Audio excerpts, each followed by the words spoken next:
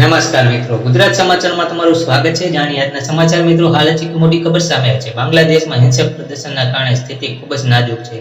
અત્યાર સુધીમાં તોફાનોમાં 105 લોકોના મોત થયા છે. મિત્રો, તમને જણાવી દઈએ કે ખૂબ જ સંવેદનશીલ હાલતમાં સરકારે કાયદો વ્યવસ્થા સંભાળવા માટે હવે કમાન સેનાના હાથમાં સોંપાઈ દેવાય છે. મિત્રો, તમને જણાવી દઈએ કે દેશભરમાં કર્ફ્યુ લાગ્યો કરાયો છે.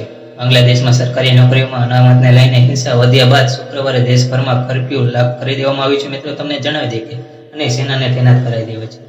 વડાપ્રધાન શેખ હસીના પ્રેસ સચિવ નઈમુલ ઇસ્લામ ખાનને જણાવ્યું હતું કે દેશમાં કોઈ પણ પ્રકારની રેલી જુલુસ પર પ્રતિબંધ લગાવી દેવામાં આવી છે. મિત્રો, તમને જણાવી દઈએ કે મળતી માહિતી મુજબ વિદ્યાર્થી દેખાવકારો અને પોલીસ વચ્ચે થયેલી અથડામણમાં અત્યાર સુધીમાં 105 લોકો માર્યા ગયા છે.